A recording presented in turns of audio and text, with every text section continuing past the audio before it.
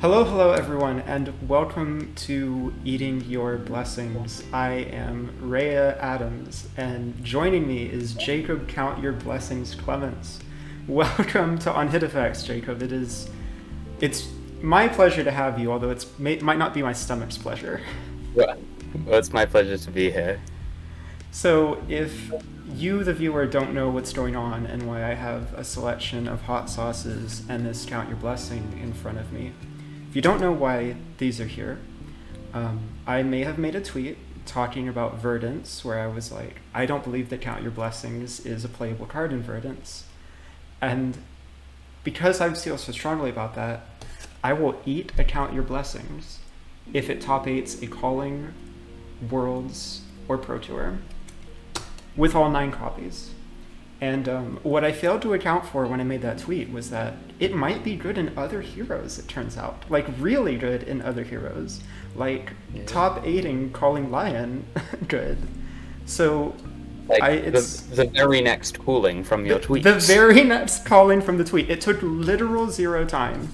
So what I'm gonna do is, I'm gonna live up to my promise. I'm gonna cut this Count Your Blessings into 9 pieces. 1 for, each copy that was in the Calling top 8 list, in Jacob's list.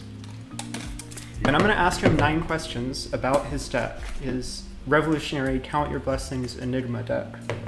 And after I ask him every question, in a little bit of Hot Ones style, reverse Hot Ones style, I'm going to eat one of these 9 pieces. It's kind of confetti-ish at this point. But I'm going to put a progressively spicier hot sauce on each piece as I eat it, and as Jacob explains, the genius behind the deck.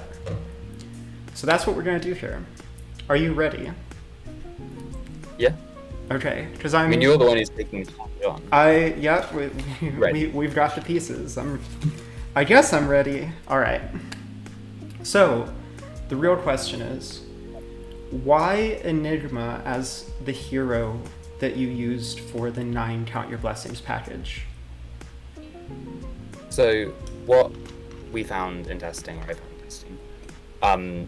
was that Count Your Blessings is a really good package to survive to the endgame, and then the key things you want to be able to do in the endgame is to generate more value with your weapon and equipment suite.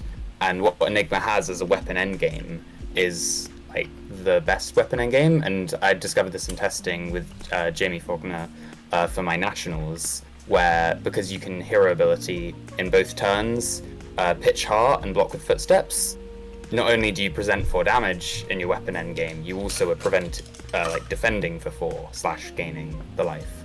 So you can fatigue your opponent and they be at 40 and you be at 1, but still just perfectly stabilize. And so it means you don't have to get there with any spare health, where a Bravo deck or someone might kind of fatigue your opponent, but then not kill them fast enough and then still be losing cards. Yeah, so the fact that you have life gain inherent to the deck outside of Count Your Blessings means that you can just kind of go forever. That's really interesting. Yeah. Okay. It's like a really powerful element of, you don't need to get there with any spare life or cards. As soon as your opponent's out, you just turn the corner. Interesting. Eating that was worse than I thought. It turns out you can't really chew a card. It doesn't get softer. So I might need to use a little bit of water as I go along, but we're going to make it. So, question 2. So obviously you have 9 Count Your Blessings in the 80 cards, which will be included in the description below. It's also on the fabtcg website. But does playing Count Your Blessings significantly change the deck from kind of quote-unquote stock lists, aside from the 9 copies of Count Your Blessings? Do other cards in the list change to accommodate it? Yeah, so we run Sinks and Fates, which the normal lists run, but then we also run Sigil of Solace and Oasis Respite as even more defensive cards that help you gain life or defend, to give you that fatigue package in the defensive matchups. And then what this means is you've cut some of these proactive auras that you'll see in the normal builds. So in addition to 9 Count Your Blessings, we've got Sigil and Oasis, which then means we don't have things like Waxing or as many chi to do the proactive. How are you getting on? I think the sauce might be worse than the cardboard, just because there's nothing to soak up the sauce. And so it's just like immediately hitting me. Hold I mean, you are living up to your word and then Excuse some. me. So. Commendable. All right, 2 pieces down.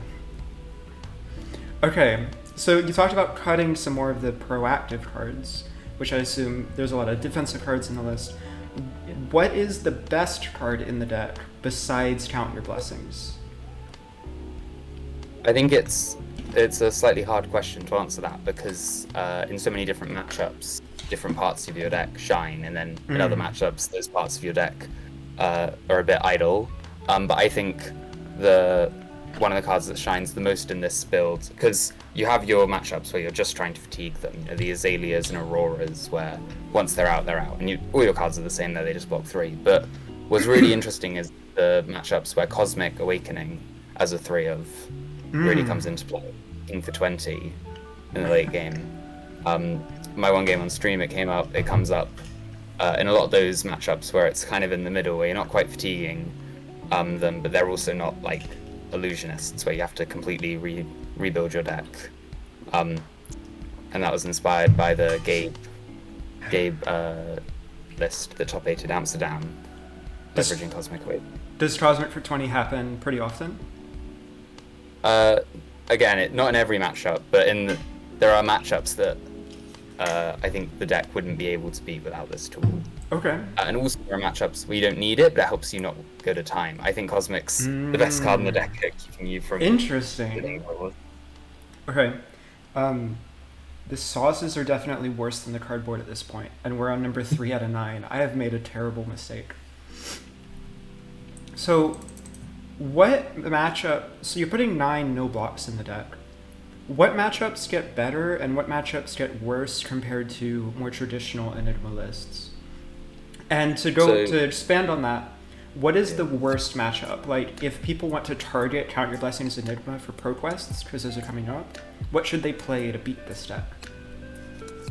So the matchups that get a lot better with the build is definitely Aurora and Azalea. Okay. Those are 2 matchups. Because I was originally thinking about bringing the traditional Enigma list, and those were 2 matchups I was quite worried about as being favored for the Aurora or Azalea, and they're both also quite fatigable decks, so they kind of swing from being unfavored to very favored, but you're compromising your mirror or it's not quite a mirror, but into your normal Enigma, you're compromising your Prism matchup, and you're compromising your Dash matchup, Pistol Dash. All 3 of the Boost Dash you're probably great into, but Pistol Dash, because all 3 of those matchups don't care as much about you gaining the life, because they develop permanents and Prism has very powerful on hits that then you can't deal with their board, and they cascade. So if you're looking to target this deck, beyond these tech cards that you can bring in, the real power is to bring a deck, one of those 3 I just said, that can really develop a board. If you insist on playing one of these aggro decks that it's quite good into, you can run your Poison the Wells. I had an Azalea game that was very close to me dying, and Poison the Well would have put them over the top. But I think in general, I played multiple Auroras where I was never even in range where a Poison the Well would have killed me. Interesting. We're halfway through. You may have noticed that I switched to milk to try to quell the heat as much as possible. So I've got to know, was this a one-time called shot for the meta that you think was unprepared? Or do you think you're going to be counting your blessings for a while? Because I know this is a one-time deal for me. Yeah. I'm not sure. It'll be interesting how the meta adapts, because normal Enigma was the most represented deck, the best converting deck for the top 8, and that is one of the matchups you really compromise by playing this build. And then additionally, I'm expecting going forward to see more Poison the Wells, and even though I said they're not always great into you, they definitely make tournament harder. It was nice never facing one of those in my whole run. But I could still see it being a powerful pick. depending on what meta you're expecting, especially in ProQuest season, where you can kind of get a read on your local meta. I think it can still be a very good pick. For Worlds, I might be more cautious. We'll have to see how it develops. But for example, these Earth heroes are very weak to either build of Enigma, I think. Yeah, either build of Enigma. Either build of Enigma. I just think this deck, what it does so powerfully as kind of an add-on to normal Enigma is you compromise your mirror a little bit, but then the bad matchups that are teched for normal Enigma, you just totally eat. So you almost have to see what everyone else is doing and do the opposite, I think, going forward. So it's hard to say. So it is still a valid... It's not something that people will just know how to play around now. It's still a valid strategy going forward. Yeah, there are a lot of decks that it'll still be even when they know. So it could still end up finding the right spot. But I think as a one-time call for this tournament, when no one knew it was coming, it was like definitely the right pick. Whereas I think it'll be a lot harder. Yeah, top 8, it certainly paid off. Yeah. So, in that journey to top 8, any notable games or moments in the calling that really stood out to you or were really interesting, you thought? I mean, I think my most interesting game by far was happened to be the one that was captured on the stream against the Verdants.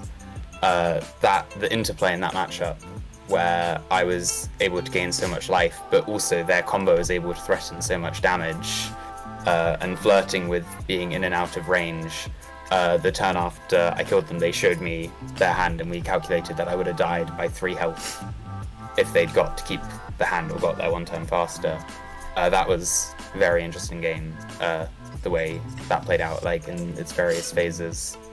I think the other interesting bit of my tournament run, on a slightly meta level, was the ways in which people did or didn't know I was on Count Your Blessings. Obviously, I had that stream game, so then I had some people saying to me, "You're on Count Your Blessings." But then I also had some opponents after the game say, "Oh, I wish I'd known you were on Count Your Blessings. I brought this in or didn't bring this in." And it felt a bit funny in the thing where I felt like I was half open with it, but still somewhat benefiting from the missed sideboarding. So scouting is becoming really relevant again, just like those days. What was that, Worlds last year, where everyone was like, "Oh, are they playing Turtle Dash or Boost Dash? We have to find out quickly." Yeah, I think it was interesting that being up so prominently and being the one who's potentially being scouted and having to kind of coquettishly smile. Well, we're definitely lucky then that one of your best games of the weekend happened to be caught on camera. That's a really cool moment. Okay, would you change anything about the list going forward? Are you making any edits going into ProQuest season now that the cat is out of the bag? I mean, the main change that I've been looking at making or playing with is definitely this mirror tech that Pablo Pintor brought, who won the event. So, he had some really intelligent stuff, and I'm sure other people had it as well. The Astral Etchings 10,000 Year Reunion package was something I hadn't anticipated or thought of, and I played 2 mirrors against him in the tournament, one in day 1 in the Swiss, and my top 4 game. In both games, I lost. I mean, he's a fantastic player, so for many reasons, but in part because of the power of 10,000 Year Reunion. And so I'm definitely looking at how I can change my deck to incorporate those cards and leverage the new arms in the mirror. Sorry, this was taking a bit longer. No, I mean, I can go a little bit more into it. So, because in my sideboard package, I have 3 manifestations, the Sacred Archie, 3 Restless Coalescences, and 3 Spectral Manifestations as all as sideboard for the mirror. And I'm looking at changing the Restless Coalescences to be 10,000 Year Reunions, and then I'm looking at cutting E-Strikes from the main deck to run Astral Etchings main, also for the mirror, with the logic that both those cards are bad when you're fatiguing, but 3 blocks. And so you've compromised playing 3 block reds instead of 3 block blues main, but in exchange you get extra sideboard slots for the mirror, where outside of, because you can't run more than 12 sideboard slots. I definitely remember that initial Eureka moment where it's like, wait a minute, Calming Gesture plus Astral Etchings is like on-demand Spectral Manifestations, but you can still have a board. and it blocked 3. And it was just like, oh my gosh, the 10,000 year reunion implications are huge, exactly like you said. Yeah. We're actually almost done. We're on the second spiciest sauce. This is a Phantom Buffalo Ghost Pepper. So we should ask an appropriately spicy question, one that I think Twitter has already been on the tail of. Is Count Your Blessings too good? Does it deserve to be banned? Which I know might be a controversial take. Yeah, so this is the spicy question that's been setting Fab discourse aflame. And I think it's interesting because I see mostly on two sides of this, people saying that it's too good, that it needs to be banned for power level reasons. And it was the same discourse before when people were saying it's too good and then other people saying it's not good, don't worry. And I think it's almost, it's not too good. There are answers in the meta. People will adapt, you know. Some of those Azalea games I had, they'd have Poison in the world, they could have got there. People will adapt their deck choice. We'll see, this will give like Prism a place, this will give Pistol Dash a place. We'll create like choice in which build to bring for the mirror. So I think power level wise, you're not going to see, you know, 4 of the top 8 being Count Your Blessing decks at any events going forwards. But nevertheless, I do think we could see the card getting a ban because of philosophy reasons. They outlined this book ban in the bannings of the books, how even when cards aren't too powerful, Fab's a game where they want there to be an interplay of attacking and blocking. And I think Count Your Blessings is really invalidating for that.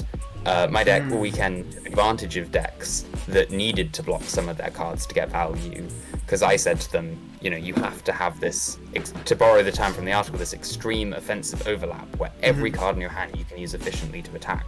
That's what's required to beat Count Your Blessings. But that's also the thing that we've just been told isn't good Fab. So I think Count Your Blessings is pushing Fab into this design space, or into this play space they've said is unhealthy, and yet that's what's required by the card. So you're not going to be packing Gravekeepings to hate out your opponent's Count Your Blessings? I just think that cards like Gravekeeping, outside of very specific decks that already want to run 1-for-5s, like maybe KO, even as they make your opponent gain slightly less life, you only get that value if they get to play all the Count Your Blessings. And if I'm getting to play all my Count Your Blessings, you haven't killed me halfway through resolving Count Your Blessings. And if you haven't done that, then you've played exactly the game I want you to, where we go through all the turns and I get to defend, and you've made your deck less efficient at attacking. So I just think it doesn't end up playing out as well as you would think the 1-for-13 would.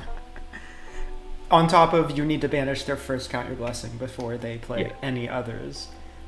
Well, we're down to the spiciest sauce. This is condensed smoked ghost pepper. And we're down to the last piece of cardboard. So as I dig in, bon appetit, is there anything you want to plug? Are there any people you want to shout out?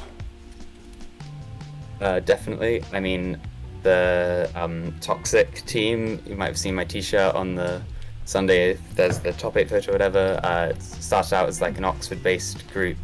Now we've got various people from the UK. You look not alright. It's pretty bad. Keep going, you're fine.